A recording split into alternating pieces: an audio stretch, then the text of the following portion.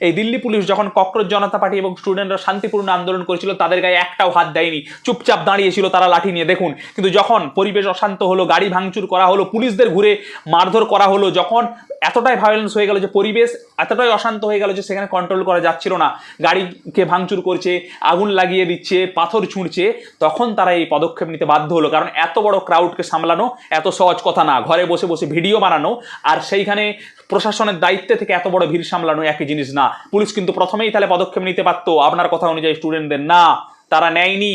তারা প্রথমে শান্তিপূর্ণ আন্দোলনে চুপচাপ দাঁড়িয়েছিল। কিন্তু এরকম আন্দোলন যেটা শান্তিপূর্ণ আন্দোলন থেকে হঠাৎ ভায়োলেন্স হয়ে যায়, তখন আপনি সেই প্রশাসন সেই পদক্ষেপ নিতে বাধ্য হয়। Third counter, Tapas explorer. আপনার তো হিন্দু মুসলিম বিভেদ খুব খারাপ লাগে, এই হিন্দু মুসলিম যদি ভাই ভাই হয় সেটাই খুব ভালো লাগে। তাহলে আপনার এই ককরোচ জনতা পার্টি যাকে আপনি সাপোর্ট করছেন, আপনার যে লিডার অভিজিৎ দীপকে কিভাবে এই হিন্দু মুসলিম করলো স্টেজের মধ্যে, যখন আপনার কথা অনুযায়ী সো কল্ড সেলিব্রিটি এসে বললো জয় শ্রীরাম বলবে, জয় সংবিধান বলেঙ্গে, আচ্ছা ঠিক আছে শ্রীরাম বলবেন না সংবিধান বলবেন, খুব ভালো কথা, কিন্তু সেই মঞ্চ থেকে নাম রহেগা আল্লাহ কা, তখন অভিজিৎ দীপকে কেন কিছু বললো না?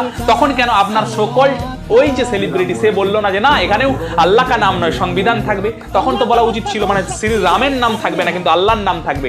এটা কি অ্যান্টি হিন্দু কার্যকলাপ না? আর আপনি কিভাবে এটাকে সাপোর্ট করেন ভাই? বা ছোট্ট করে ভিডিওর মধ্যে বলে বেরিয়ে গেলেন যে ধর্ম নিয়ে যেটা হচ্ছে সেটা আমি সাপোর্ট করি না। ভাই কি হচ্ছে সেটা তো খুলে বলো, তুমি তো এক্সপ্লেন করতে ভালোবাসো, ইলাবোরেট করতে ভালোবাসো, এখানে চেপে গেলে কেন যে ধর্ম নিয়ে যে যা হচ্ছে সেটা বলো না? আরে ভাই ধর্ম নিয়ে কি হচ্ছে সেটা বলো, যে অ্যান্টি হিন্দু কার্যকলাপ চলছে আর একটা অন্য ধর্মকে প্রমোট করা হচ্ছে, সেটা ছাত্র আন্দোলন কিভাবে চলে?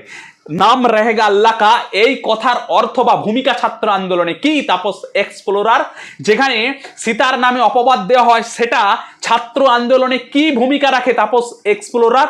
নিট পেপার লিক হয়ে গেছে, তাতে সীতা কি করবে, রাম কি করবে, আল্লাহ কি করবে, সেটা কি ভূমিকা রাখে তাপস এক্সপ্লোরার? তখন এটা নিশ্চয়ই ছাত্র আন্দোলন থেকে একটা অন্য জায়গায় বৃহত্তরে চলে গিয়েছে, এটা বুঝে নিতে হবে। সেটা বুঝতে কোনো কমন পিপলের বাকি থাকে না।